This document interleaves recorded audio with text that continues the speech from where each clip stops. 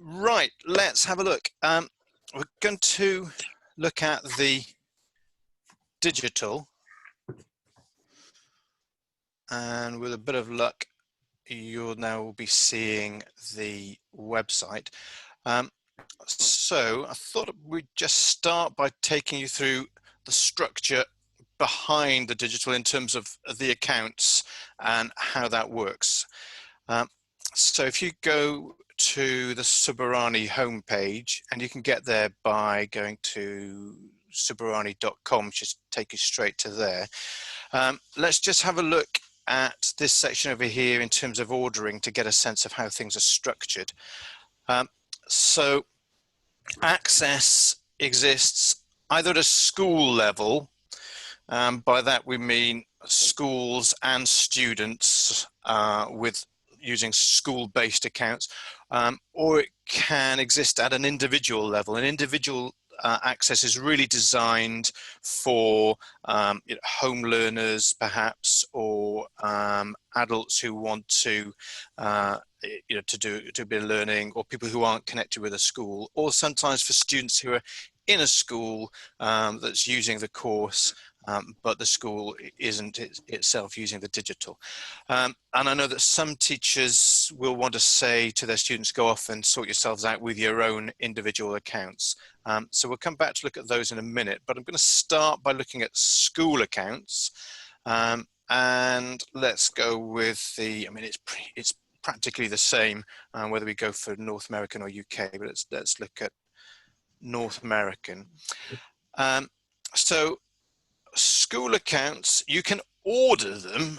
You can order them online here via our Shopify account system, or you can fill in an order form, or you can really just send us an email and say, look, we've got X numbers of teachers and X number of students. How does it all work out?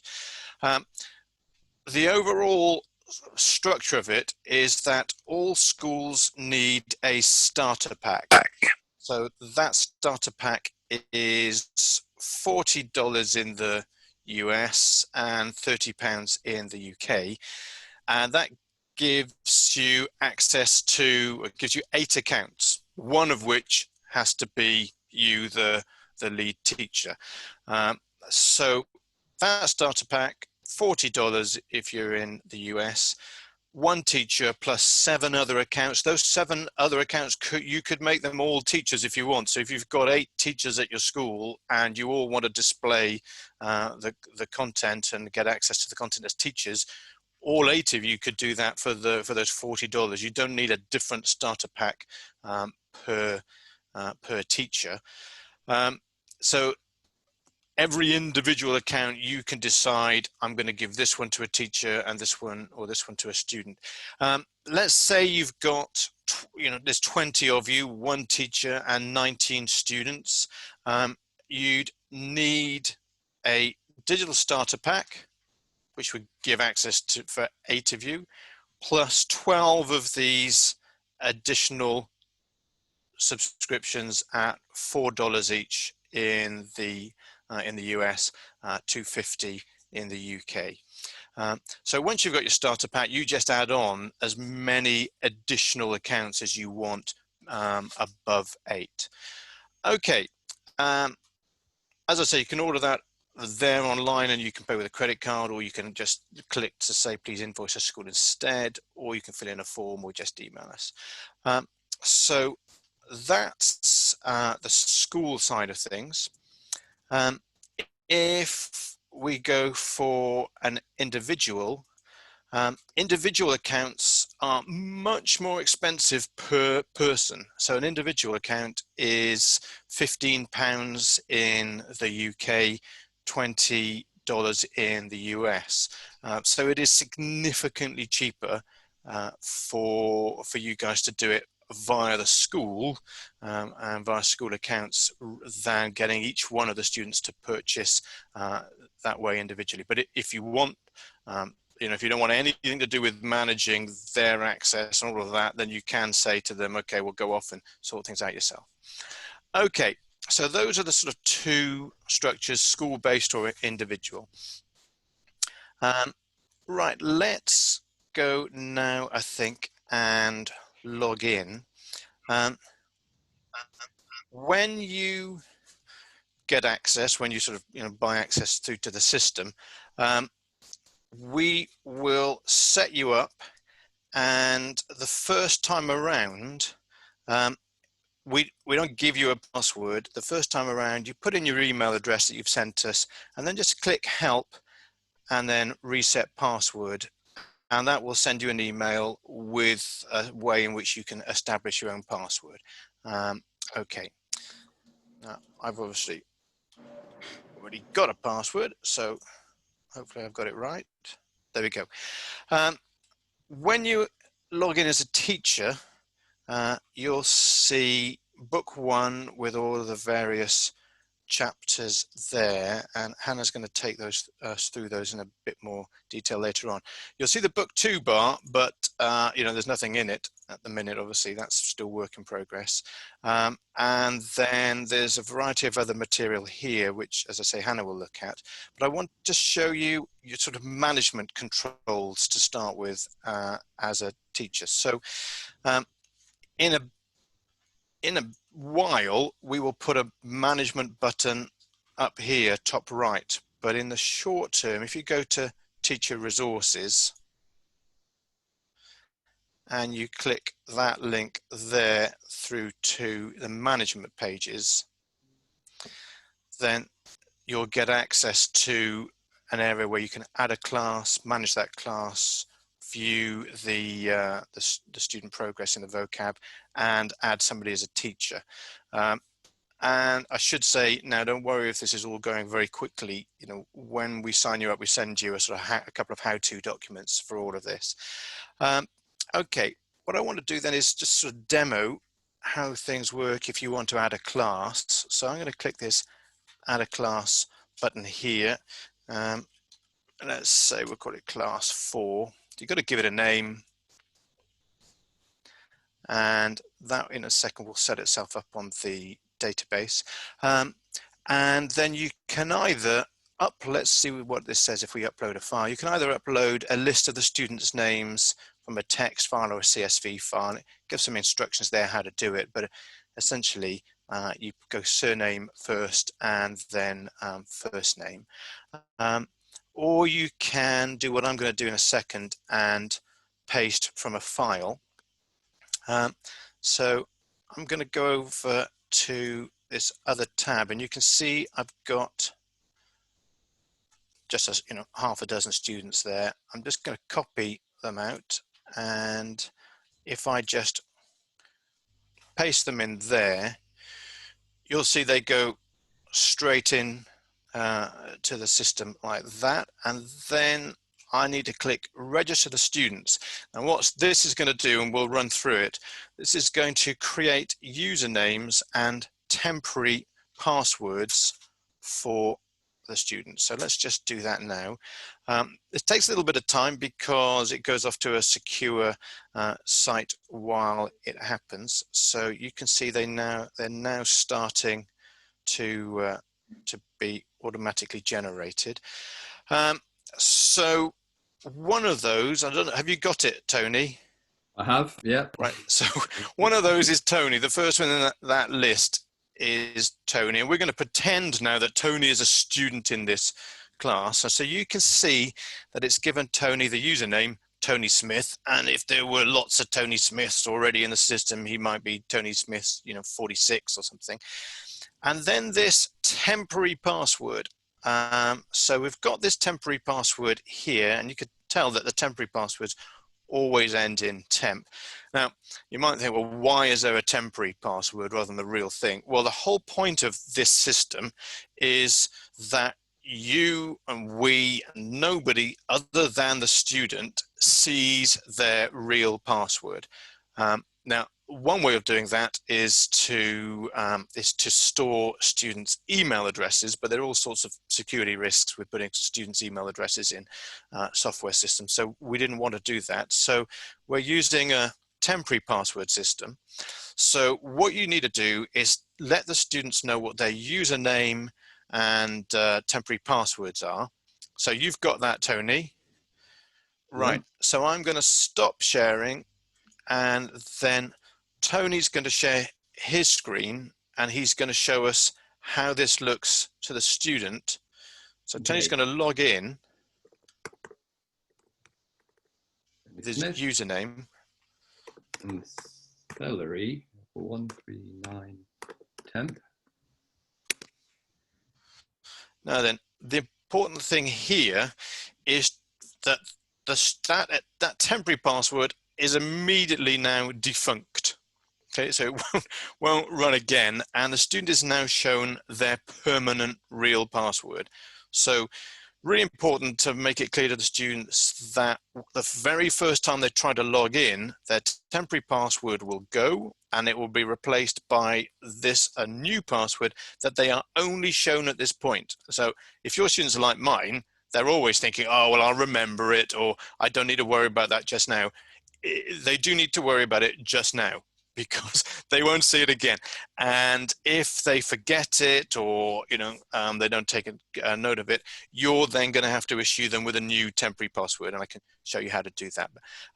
Have you got that? Have you typed that in then, Tony? Yep. Okay. Now, so I'm in as a student. I'll show that as opposed to Will when he went in, he got the teacher bars, but the system knows I'm just a student. So when I look at the page, there's nothing teacher related on it. It's just the student access to the things on the program. Yeah. So I'm going to now start work on the vocab tester to populate it in my new persona while Will carries on. Okay. We thought we'd give Tony a little test or something to see how many accurate responses in the vocab tester he can make in what is probably going to be 15 minutes. Okay, so let's go back in. So this is me back in as a teacher. So that was how we set up a class. If I want, then I can manage that class. So that was class 4, wasn't it? And if we go in here, I can see, if I click down the bottom, show passwords, I can see everybody's username and just their temporary password. So it's not showing me what Tony's real new password is. If he forgets his password, I can click view, and then I can generate, if I clicked new password, I won't do that now, but if I did, I could click new password. That will put up a new temporary password here, and Tony could then go through the whole system again. I'd give him that new temporary password, and we'd make sure that he made a better note of his real one next time around. Okay, so you can manage that there. If I look at vocab, we won't look at how Tony's getting on just yet. If I want to see how the students are getting on with their vocab, I can choose my right class. I just played around pretending to be Adam Adams yesterday, and that will show me that Adam has got 42% up to chapter 2, logged in 3 times, spent a total of 9 minutes on it, and has seen 181 words and so on. And we'll have a little look at that, I think, another time. The final thing I want to show you is how to add, if you have got colleagues who are teachers, how to add colleagues as teachers. So we just come here, add a teacher. You just put in their first name and their last name, email address, and then decide whether you want them to have the standard role of the teacher, or here, if you create them as teacher admin, that would raise them to the same level as you. They could then also add other teachers. So you may want to manage all of this yourself, or you may want to share the management with colleagues. And again, there's a bit more on that in the how-to. Okay, I think that's probably about it in terms of the management. We will be adding at the minute, so you can add an entire class as we looked at earlier on. We don't yet have the facility to add an individual student into a class or to remove one, and we know for sure, students drop out, others join, or you forget, and so on. So in the short term, if you need to remove or add someone, just drop us an email and we'll do it at the back end. But before long, we'll add functionality to allow you to to add in a student, remove a student. Also, by the time we get a little bit further into the term, we'll allow a situation where, for example, students might move from one school to another school, and we'll allow the data, as long as all the the people who own the data are happy with it, the data to pass from one to another. Okay, I think that's about it. So probably over to you, Hannah, I think at this point. Great. Okay, I'm share screen. Is that working all right? That's perfect. Okay, so I'm going to show you a kind of an overview of the digital edition of Suburani. So the showcases for chapter 1 and 2 are online at the moment, so you can access them from the Suburani webpage and just press try it for free, so you can have a look around. So I'll go straight into chapter 3. So there's a single page for each chapter, and that's where all the resources and all the content's stored. And you can navigate between the chapters using this menu on the top right. And I'm going to go into the active book here. So the active book is the online version of the textbook. So it's got all the same content as the textbook, and as you can see, it's all in the same order. And you can see the different sections are color coded. So here we've got red for a story, and then we've got blue for a language note, dark blue for civ, got yellow for the language practice, green for some history, and I think it's purple for mythology. So that's every other chapter alternating.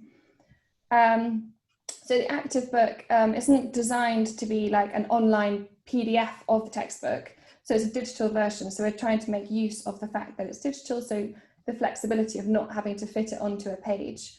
So if I just shrink my screen, you can see how the content shrinks with the screen. So it's a kind of responsive design. So the text and the images will wrap so that you can use this content on any device. So it would work on a phone or a tablet. And the idea is that the font won't get any smaller, so it'll all be kind of easy to navigate and easy to see the content at any different size. And all the content is displayed, and it's like a slightly different way, but it's easy to match the textbook. And if we look at a story, we can see that there are some kind of interactive functionality within the active book. So if you click on any word, you can see a kind of contextual meaning of the word right there. But if we use these story controls at the top, so I can see that I've got parse ticked at the moment. So that displays the parsing to me. And that parsing is kind of appropriate up to the level of grammar in the chapter that the students have met already in the book. And if I click roots, I can also see some etymology and roots for the words. And currently we've got some English and French and Spanish, but that's something that I think will be growing quite a lot, hopefully quite soon. And I think we do often advise not to do the roots straight away because it's quite distracting sometimes if you're trying to read the story. You can get down a bit of a rabbit hole of where these words come from. So that's, you can see the full content of the chapter, and that's for every chapter. It's got the same sort of setup. But if I go back to the chapter page, you can see some of the additional resources that are available for each of the chapters. So on this first bar, we've got the web links. So these are arranged by topic for each chapter, and they cover like a whole range of resources. So you've got, you know, blogs, articles, and podcasts, videos from lots of different resources. And the idea is it's just to kind of expand on anything that we've got in the chapter. And yeah, again, that will be something that will continue to grow. Next, we've got the image gallery. So the image gallery has all the photographic images from the chapter, so it doesn't have the illustrations. And you can see in a lot more detail than in the textbook or in the active book. So particularly, you know, some of the detail here might be quite hard to see. If you click on the image, it opens in a new tab, and you can see in a lot more detail, and you can zoom in and see even closer detail of this lovely mosaic from Lugdunum. See the little faces of the charioteers. And next we've got activities and games. So as Will said earlier, if you're a student, you wouldn't be able to see these two bars at the bottom. So these activities and games are the activities and games that students will be able to see and access in the chapter. So currently we just have the Vocab Trainer at the moment, which I think we're going to talk more about next. And I think we're also going to talk about lots of other activities and exercises, which will kind of start appearing there quite soon. The next three bars, so the maps, the reference and the dictionary, they appear on each of the chapter pages. And the idea is they're kind of like a digital representation of the front and the back of the book. So you might want to kind of dip into them at any time when you're in any of the chapters. So they're kind of easily accessible wherever you are. So the maps is a similar idea to the image gallery. So you can click on one of the maps. So if you were following the storyline and following the characters around, you can look in a bit more detail and follow their routes. And similarly with the Rome map, if you're looking kind of where they are within the city of Rome, you can follow them in the various stories. And the Rome map has a bit of additional information and interactivity. So that's quite nice. You can explore. There's lots of information there. In the reference, again, it's the same. It's a digital version of what's in the textbook. The reference grammar, it's similar to the active book in that it will resize to fit your screen. And so here you can explore all the different sections of the reference grammar, and it's just very easy to navigate with the various bars at the top. But again, it's a direct match with what's in the textbook. And the other documents for the reference, so these are all PDFs of what's in the textbook. And that's similar to in the dictionary bar, you've got the how to use the dictionary and the English to Latin dictionary. And both of those are PDFs of what's in the textbook. But the Latin to English dictionary is a kind of fully searchable version of the dictionary at the end of the textbook. And you can use these letters on the top left to search for any words. So if I go for Dormio, I can find that very easily. And then you can use these coloured links to kind of cross-reference between the dictionary. And we've got some ideas for improvement. So hopefully soon we're going to integrate some audio, so you'll be able to listen to any of the words, and also some grammar inflection tables. So you'll be able to click on any word and see the full expanded forms for them. And this is something that we're also hoping to do for the English to Latin dictionary as well. So it'll be working both ways when you're using it online. So the next two bars, this is because I'm logged in as a teacher at the moment. So first I can see the teacher resources from Hands Up. And these are a collection of PDFs. So first you've got the teaching notes, which I know Will's talked about in various other sessions in the last few weeks. So you can catch up with those. I won't go into too much more detail, but they're definitely worth a read. And then we have a collection of other downloadable PDFs for the teachers. And these vary from chapter to chapter, but in each chapter, there's a comprehension. And you have a write on the sheet and a write in the books version, as well as an answer sheet. And I think at the moment, there's currently a second comprehension for each chapter being written, so they will be available soon.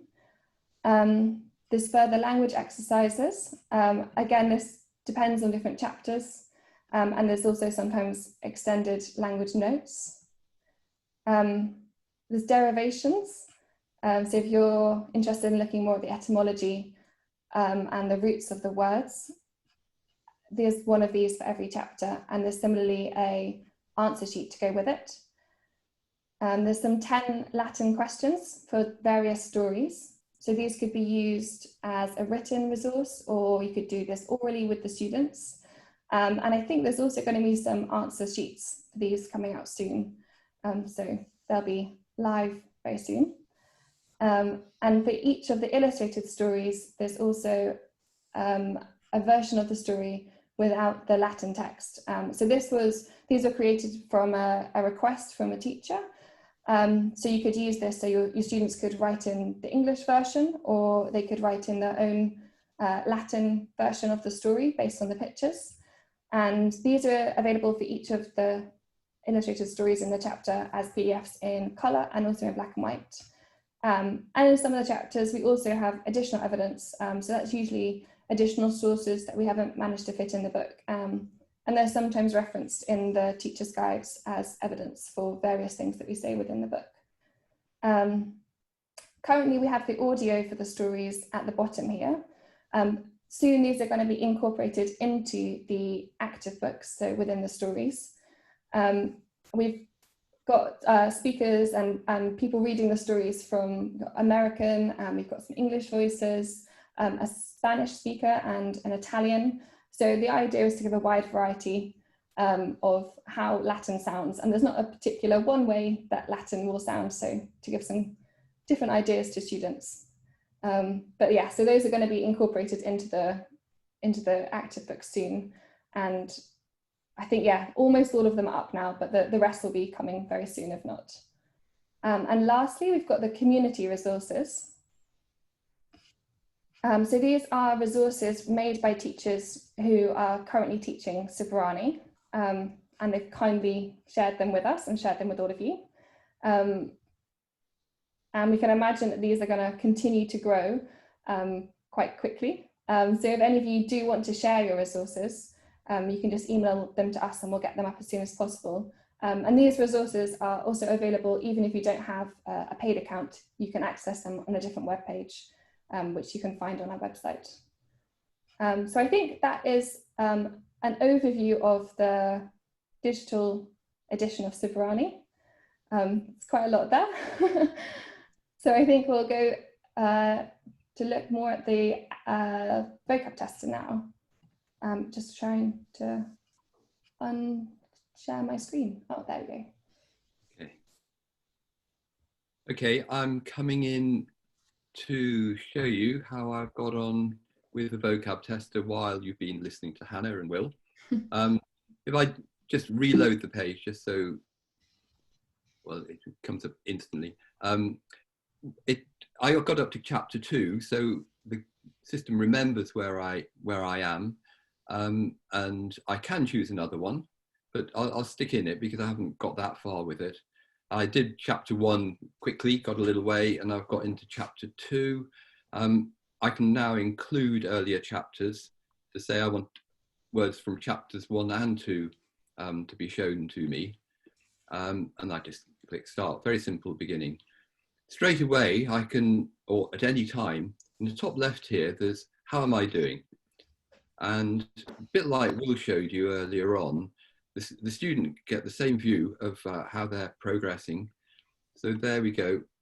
You can see that I got quite a lot of words done there. That's pretty good. 158 words.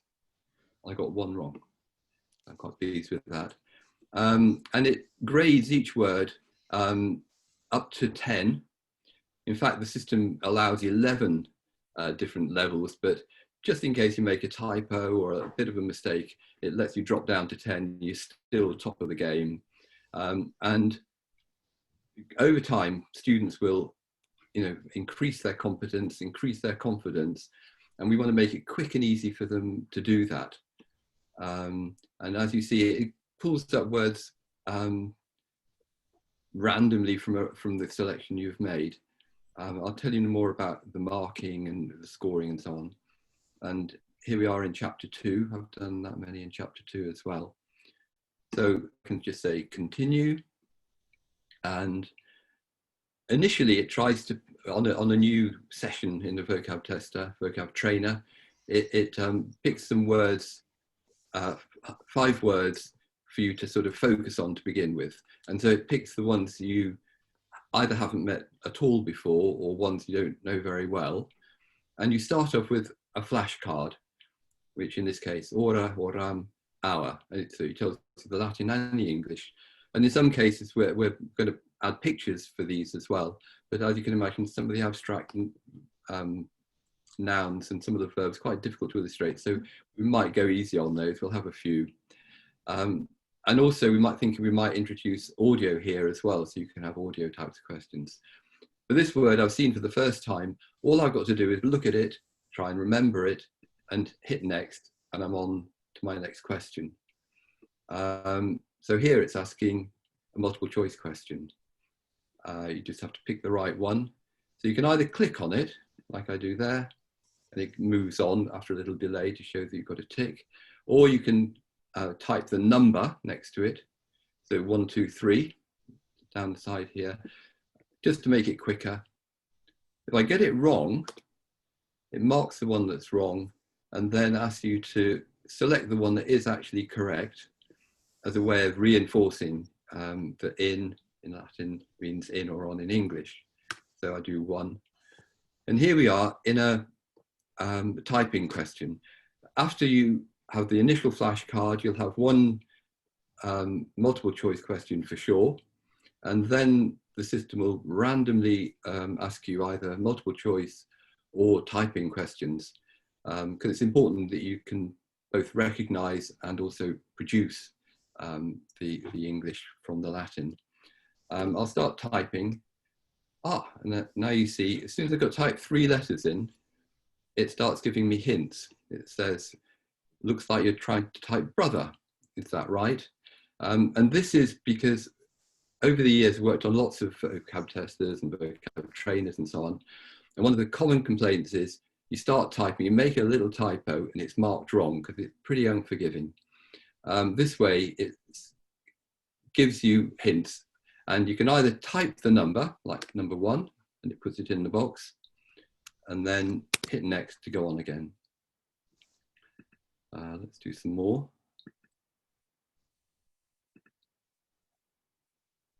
Here's a new word, haven't had that before. Crowd is,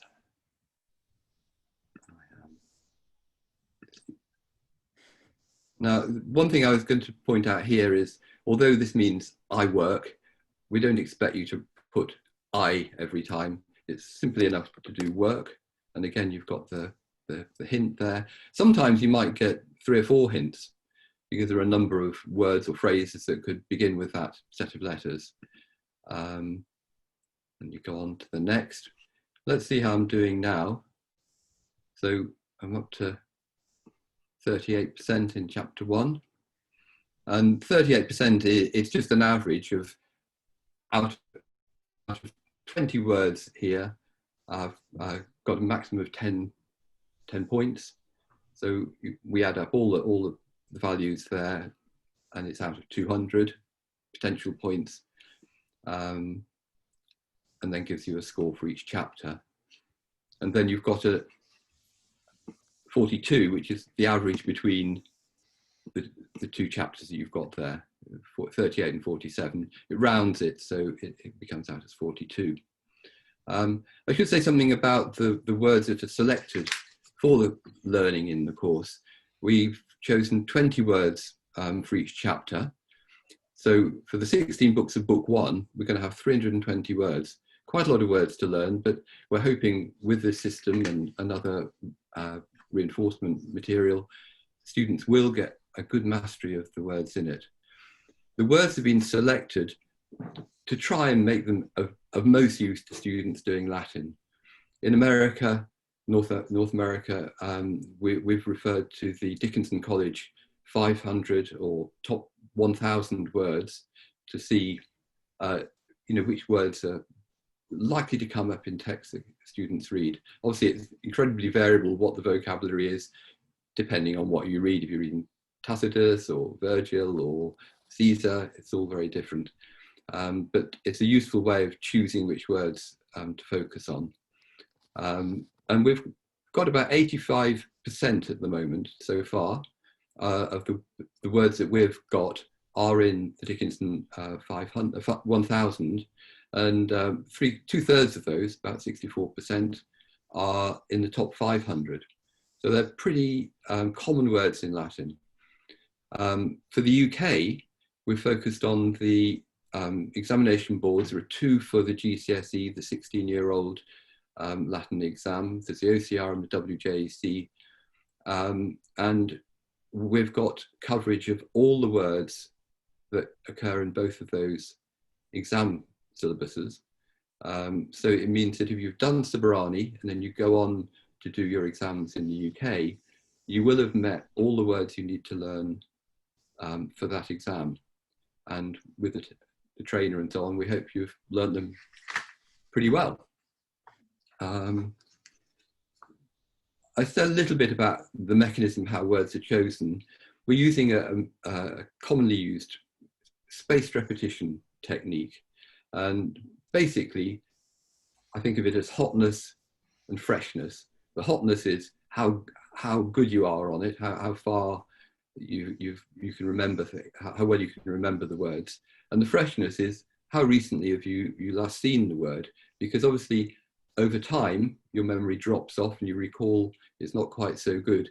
So the program, as well as trying to exercise all the words you don't know at all well yet, because you've only just met them, it will call back the words which are quite high up at level 8, 9, 10, and just check that you still recall those. And so the idea is, obviously it depends how often you use the Vocab Trainer, but the idea is that before your recall of a word drops off, or just as it's beginning to drop off, the program will call that back in, put it into a question, and you can remind yourself and then keep that topped up. And I'm not sure everyone's saying very much more about it. I mean, if we look at the very top, it gives a summary. And this is exactly what the teacher will see for all the students in their classes. It tells you which chapter you're up to, the mastery up to that chapter. So when you get that result, it has to be, consider you've got 42%, but also you've only done 1/8 of the words in the book. So it's 42% of 1/8 of the words, which is 40 words. We keep a record of when you had your last session, how many sessions you've had, the total time you've spent on the program, the total words seen, and the total words you've got correct. So a teacher looking at that can get a pretty good idea of how the student is getting on. We're also going to be adding in a brief record of each session. However many sessions the student does, you'll be able to go back, and you'd probably only be interested in the last week or two, but you might want to see how many times did this student or each of the students go on. Did they go on daily, every 2 days, once a week? And how long did they stay on for? And because the program doesn't know how much work you're actually doing, it does record how many words you see, which is more important than how long you've been on, because obviously you can have it on the screen, but then go off and play a game of football and come back. And it looks like you've done an hour's vocab training, but you haven't. But the number of words you've seen will not lie. And so you will be, unless you make a very elaborate device which will tap keys for you in your absence, in which case you probably don't need to be learning Latin. And I think I'll stop there because I think I've covered everything we want to do. Okay, so I'll pass you back to Will now. Tony, just before we leave. Oh, okay. Yeah. So I think many were asking about the numbers on the left-hand side. So let me just. Oh, you do it then. Yeah. Is that okay? Let's have a look. So view the vocab. I'll go in now, and let's say that I'm the teacher looking at Tony's data, and it's not quite up to date, I guess, at my end because I didn't saved it out yet. Down. I should have said when the program keeps going right to the end until you close the program down. Either you close the browser, or you close the window, or you load another program into that window. And at that moment, it takes a snapshot of exactly where you are and sends it to the server. And then when the teacher comes in, they'll see the latest set of results, your progress so far. But because I was still using it and I hadn't closed it down, that hadn't been written to the server, because it does it in discrete sessions. Have you closed it now, Tony? No, I haven't. Let me. Do you want to close it, and I can? Let's see if that is working. Okay, have you closed yours out? I have now. Okay. If you give, right. you might need to refresh that.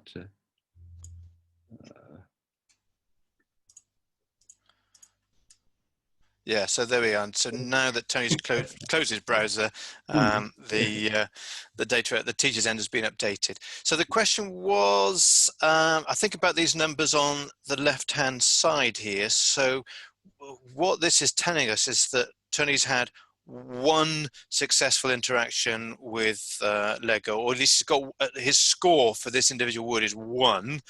And every time he has a successful interaction with it, it goes up. And every time he has an unsuccessful interaction with it, so if he gets it wrong, score will go down. It won't, Tony, am I right? I think it won't go below 1. Is that right? Right.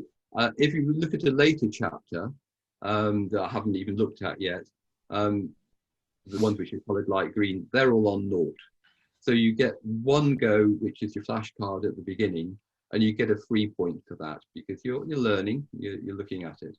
But from then on, it is a question of if you can get it correct or incorrect, and you can go up. As I say, you can go up to 11, but we'll only show you up to 10. So you're 10 or more, and you can go back down to 1. We don't go below that.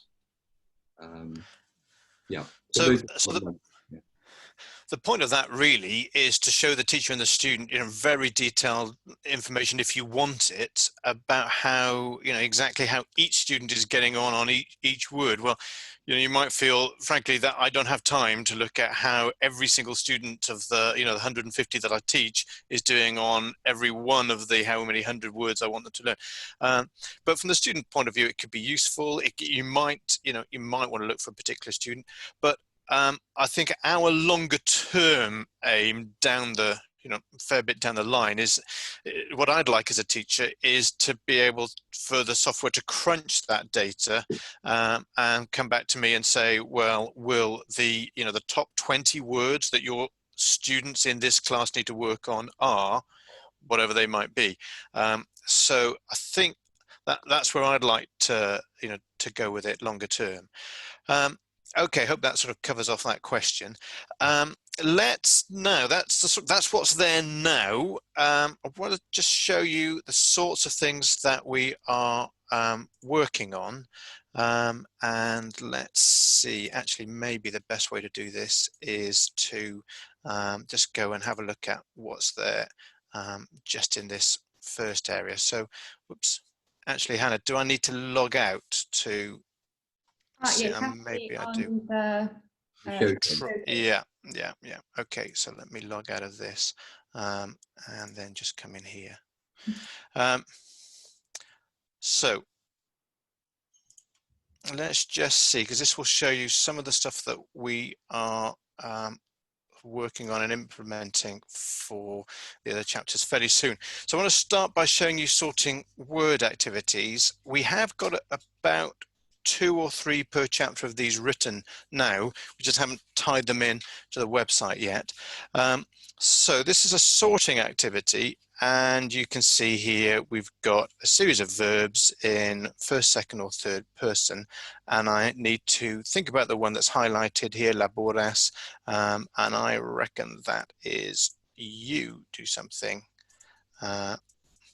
and maybe that one is I can also use the numbers down here or my keypad. So that's a 3, that's a 3, that's a 3, that's a 2. So 2, let's see. That's fantastic. I'm really pleased with how I got on there. And let's have another go. Right, let's try this. I'm not going to look at them. I'm just going to randomly see what happens there. Okay, well, it turns out just randomly clicking. Actually, I haven't done too badly, but not too well. So let's have another go there, and this time let's think a little bit more carefully about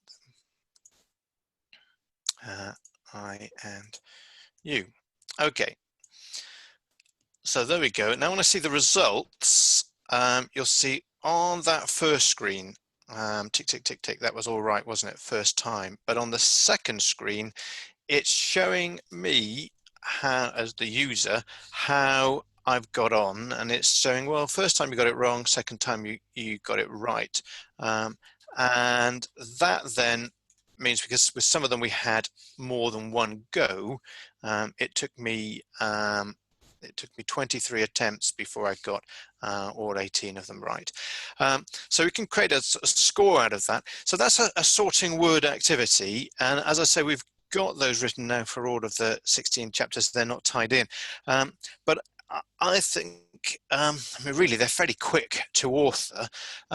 One of the really interesting things that I'd like us to think about doing with something like that is to turn that sort of activity into a can-do statement. So, for example, we could have and we could generate a lot of can-do statements, and that particular activity could feed into a can-do statement along the lines of, I can differentiate between first, second, and third person verbs in the present tense, or I can tell whether a verb means I do something, you do something, he, she, or it does something. So, to be a little bit careful about how we phrase those can-do statements, and maybe we should put a date alongside them for when the student did it, because, if I get that right now and do fairly well on that now, I can do it now. Well, can I still do it in 3 months' time? So maybe at some point they become sort of could-do statements. But you can imagine that we have quite a lot of can-do statements that we need. We could write these sorting activities to those statements, and we could give percentage scores, or we could do a red, amber, green flag system for them. So all sorts of possibilities. It's not happening now, for sure, and most of these activities aren't even online, so I don't want to sort of get everybody's hopes up, but I would think a year or two down the line, that's the sort of thing that we should be using the data to push through. And I think a lot of what we want to do is harness this sort of tech to get a much better understanding per student of individual student strengths and weaknesses. Okay, so there's that sort of activity. I want to show you this sort of auto translation here. I'm living in a block of flats. Fantastic, great. So I've done really well on that. If I click on the Latin, it's going to tell me, and we might argue, well, actually that I should get sort of highlighted with the habitat because of this, but at the minute, because we're using ego, then we're linking through to there. There's all sorts of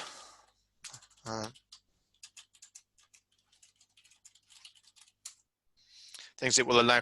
This is just as at the back end plugging a load of stuff in, so you will be able to find correct but obscure ways possibly of translating some of these that we get wrong. Just let us know. In the past, when we've done this, we've built in a little system that the student can say, hey, I think I should have been allowed this and I wasn't. We don't have that yet, but if you think something should change, just let us know. It's fairly quick for us to update it. But if I get it, well, let's go to a different one.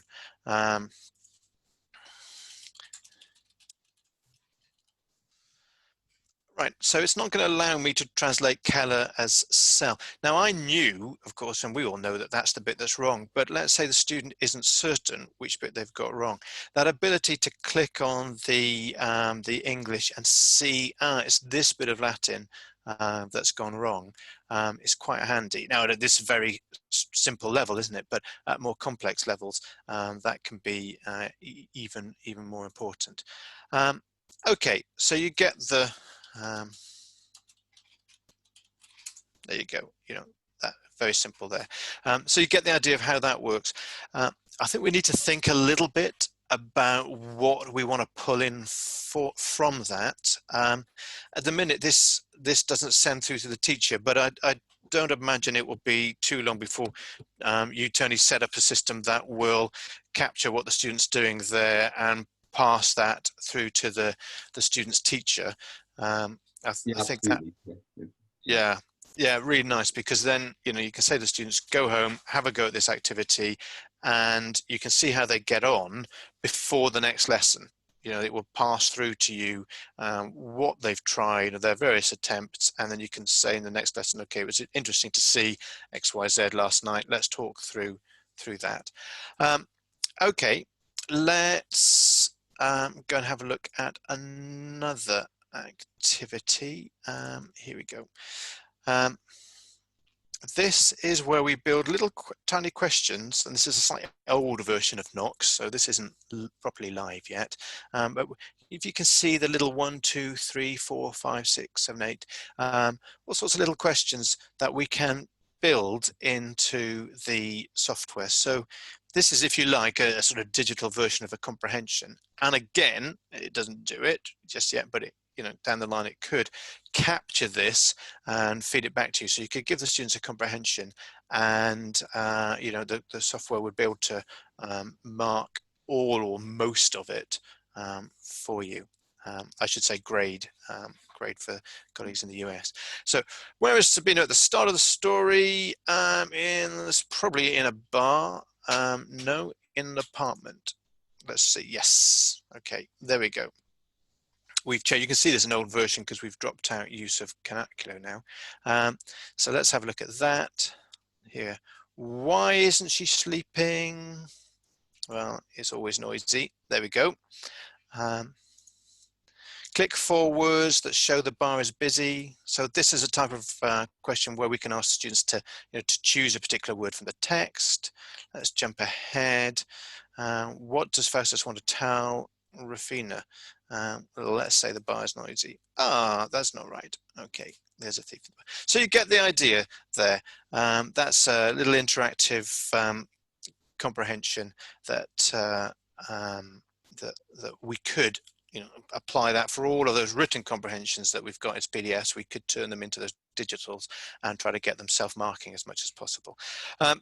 Okay, I think probably that's all I wanted to show.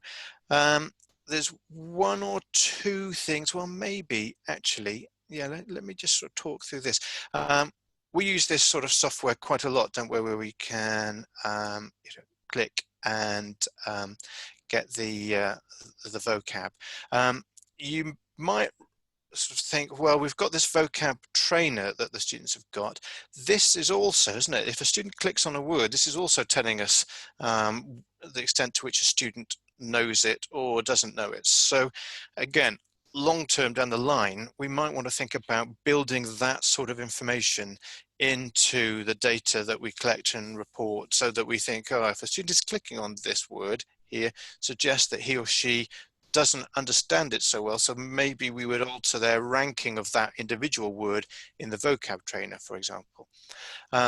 Something that I'd like to see us work on, again, down the line, is possibly putting some limits on whether a student can at all see this type of activity. So I'd like, as a teacher, to be able to deploy these activities to students sometimes, but for some stories they don't have the facility to you know, to click on the words and see the meaning. So I can control that a little bit.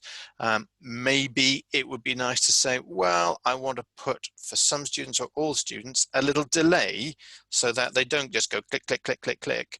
But if they click, maybe there's a 3-second delay or a 5-second delay before they see it. So it's quicker than looking it up in the back of a book, but it might actually be quicker to stop and think. So that sort of control we could put in there as well.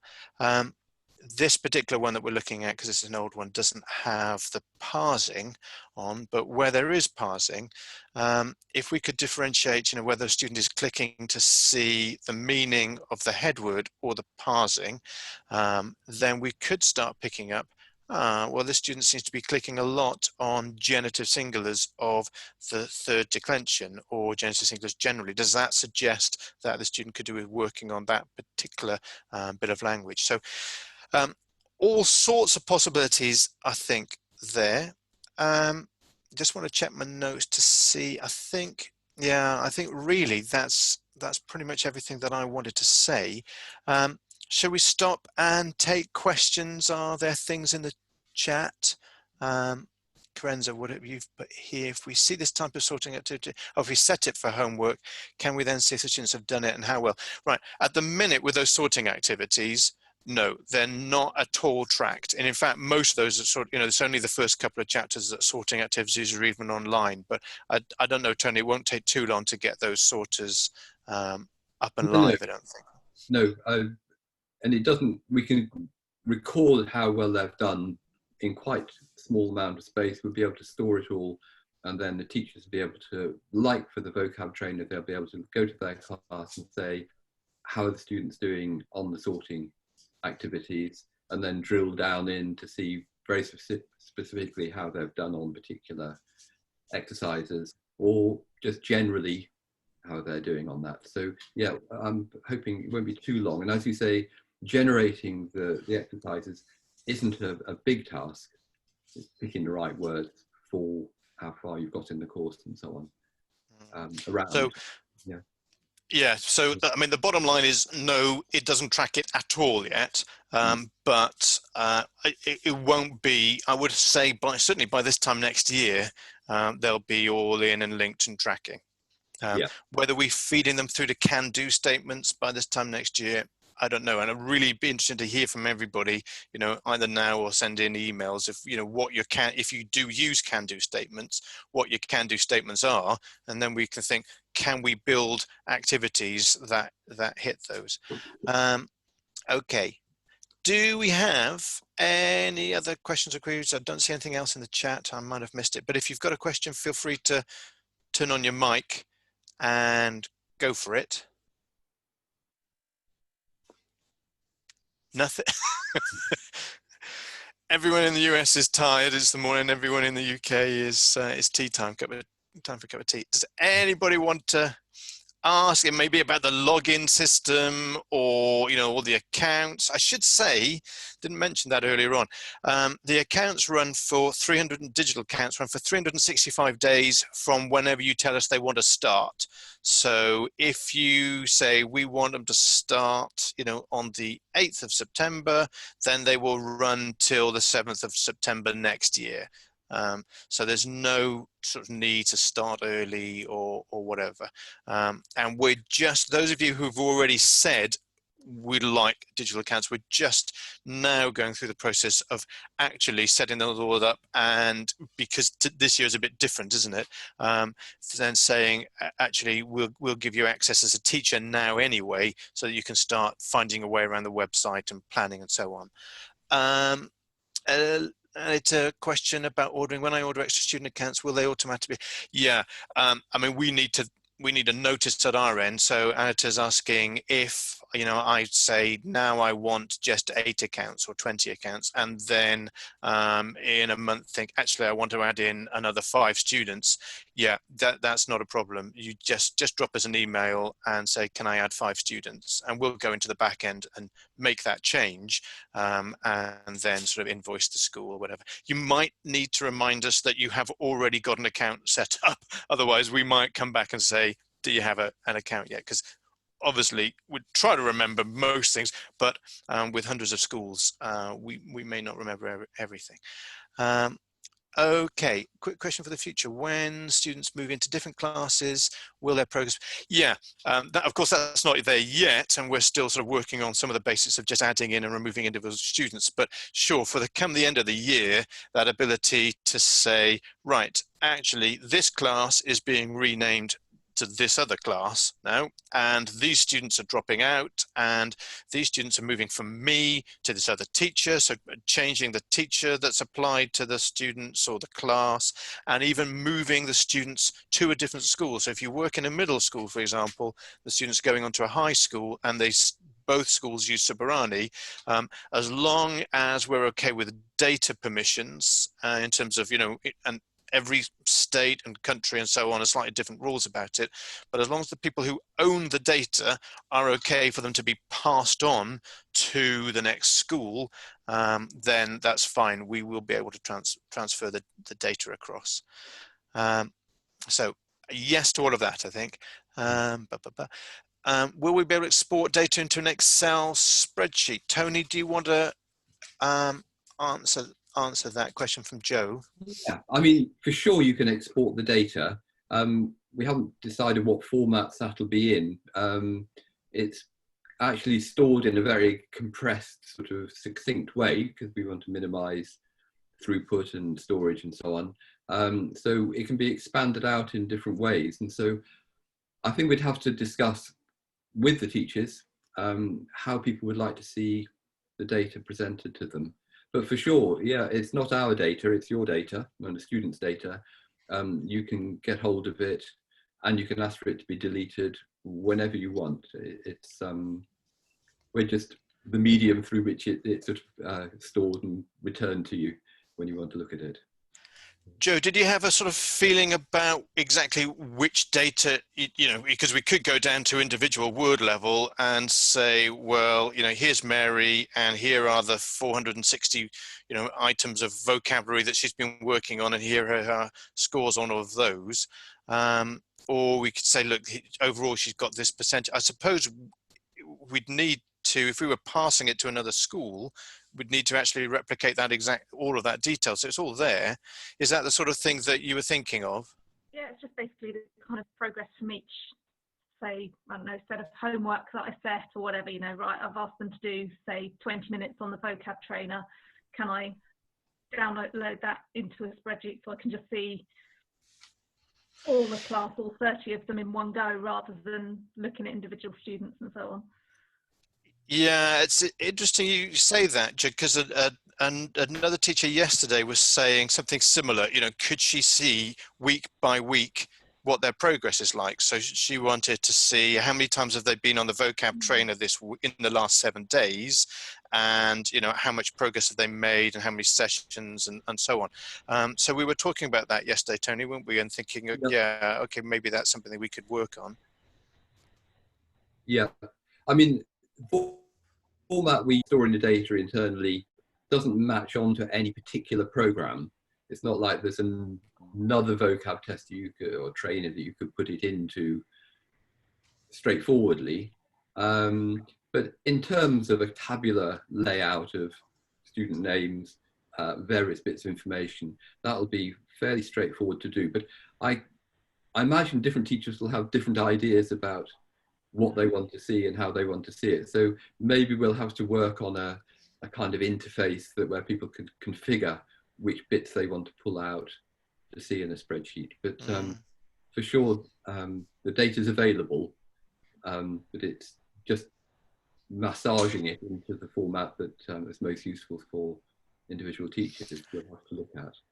I was thinking today, Tony, that maybe what we could do is have one of those systems where, you know, you have you choose the start date and the end date, and you say, show me, you know, what they've done at the start and what they've done at the end, and then therefore what their sort of progress is. Because some of us might want to see, you know, change over a course of a week. We might want to see change over the course of a month, or we might be coming up to a parents' evening and saying, look, since the last parents' consultation meeting, you know, which was on the 15th of November, and here we are on the 3rd of March, you know, this progress has been made. So it's maybe something that is kind of flexible like that is something we want to be thinking about. Well, that would be an interactive program, which we will be doing, but then dropping out you know, data from that for a spreadsheet or something would be an additional feature on top of that. And yeah, we'll talk to teachers about, you know, what they want in particular. Yeah, and just let us know, guys, you know, if you think, I mean, just as you're saying there, Joe, and I see other people nodding, you know, just send us an email and say, what I really want is this, you know, and you could even just mock it up in Word or whatever, you know, or just say, I want to do this, send it in. I mean, it might be we can't do it, but it is incredibly useful for us to be able to see, okay, this is what people actually say they'd like. So yeah, please, and it isn't a problem. It is actually incredibly useful if you guys say, please make it do this thing. And and also, I'd say similarly, if you've got ideas of activities that you'd like to see, maybe things you've used on paper or digitally already, you think it'd be really applicable to Suburani. We've thought of quite a number of things, but there are loads of other ideas out there that we'd really value having from you so that we can implement them for everybody to share. So do let us know. One thing we haven't mentioned, Tony, have we, is that idea, because we've got all of the words parsed in all of the stories, we can auto-generate activities that are things like find 5 pluperfect verbs, or find 3 pluperfects, 2 infinitives and a genitive plural, or something like that, if people like doing that sort of stuff. Is that right, Tony? That would be fairly sort of easy to automate. Yeah, I mean, I think you showed last session the word explorer, but all the words, all the stories, everything is held digitally, and as we're writing new stories, we can see how words have been used through the chapters coming up to that. And we're thinking probably we'll make a version of that available for teachers as well, so they can, if they say, well, when was the genitive, when did we first see a genitive of this word, you can actually go in and it'll show you the story with the word highlighted, saying this was the first time that yeah, maybe I can share that now. So if we here it is, let's just pop it down. This is the chapter 16. So if we want a noun and a genitive, so this is immediately pulling up all 123 instances of words in the genitive. And if you wanted to, you say, okay, well, actually, I just want the genitive singular of the, where are the declensions? Third declension. Then it can do that. And if we want to say, well, let's take the, the word willa, there we go. So we start using that in chapter 15. And so there is every instance together with where it is in the story of Willa. So that's a pretty powerful tool if, as you're saying there, Tony, if you want to track where things happen, or also if one wants to create one's own resources. So now then, Chris, you're saying it would be nice to have audio resources by Czech speaker. Well, absolutely, and if anybody wants to volunteer, it's a community exercise. So for sure, I mean that goes for everything. If you love doing audio recordings, or people somebody who does want to do that, then fine. We don't have to have just one audio file for a particular story. We could have the same story read in different ways, and ditto if you love doing derivations and want know a particular language that's got lots of derivations that we haven't got, then feel free. What we can do is send you a sort of a spreadsheet of all the words in the course, and then you could in another column put all the the derivations or the the loan words in a particular language, and we can start to build them in. Gwenzy said the idea of having some exercise which asks find 2 accusatives. Yeah, right, exactly. For that, but for UK teachers who are doing that, cat causing chaos here. The UK teachers who are doing that part of the assessment which says, spot a particular, an adverb, or pick it right down, an adjective and so on. Yeah, it could be really handy for that, I think. Great. I think there was a question earlier on from Sana about once a student account has expired, can it be reactivated again? So I suppose that's just how long. Oh, sorry. I think that was answered. Thank you. Yeah, I think that was answered by what you said anyway. Thank you. Cool. Yeah, Tony, does the data we hang on to it for a certain amount of time, and then at some point we have by law to delete it, I think, don't we? Yeah, for the moment, we're keeping, a student is a kind of entity on their own, and their data is associated with their ID in the system. Even if they change their email address, well, in fact, they don't have an email address, they just have a name. But if they change their password and so on, the data remains there. And if you move schools, your ID becomes associated with that school in a particular class, and your data goes with you. But we haven't at the moment got a date at which point unused accounts will be expunged. But as you say, I think we'll probably hang on to them for a little while, and then there'll be a kind of a timer going through and saying, this one's not been active for a year or something, we'll get rid of it. But it would be nice if someone drops it for a little bit and then picks it up, to be able to say, oh, and here's the data we've kept for you in the meantime. Quite a few schools have got in touch to say, can we communicate with their IT staff, and there's all sort of protocols, and they want to check how we store student data and all of that sort of thing. So, if you're in that situation, it's fine. Just, either ask us to drop a line to your relevant IT people, or your IT people drop us a line, and we can fill in all, a lot of schools and states have, or school districts have quite a lot of detailed questions about how everything is, or the data are managed. So that's fine. We've, when we're putting all this together, trying to make sure that we were compliant with, I think in the US, California has got some pretty good rules around things, and of course in the UK with the GDPR and so on. So we're pretty certain it complies with everything it needs to comply with, and that business about not using the student's email addresses, I think, was a pretty core thing.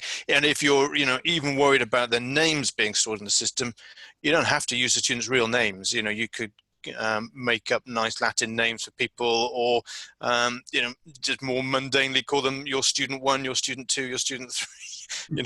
So their surnames are 1 to 30, and they're all called, their first names are all student, and then there's not even the person's name stored on the system at all. So you just need some way to identify people, identify an account, so that if you do a session on the Vocab Trainer or another activity, you can then recall it. And if you're in a class with a teacher, your teacher can recall it and know it's you. But actually what identifiers are used for that is entirely up to you. And as anonymous as possible is great, if that suits. Fantastic. Well, if there's no other questions, great. Thanks, everybody. Quite a few of you have been to quite a few of these sessions this summer, so well done if you made it to everything. And thanks for for listening in and for taking part and showing interest. And we are here. A lot of us are at home, aren't we? Pretty much the whole time. We are here the whole time. So if you want to email or Skype or Zoom one-to-one about something, anytime, all of this is to help you guys. So just let us know if there's anything we can do. Great. Cheers, everybody. Thank you very much.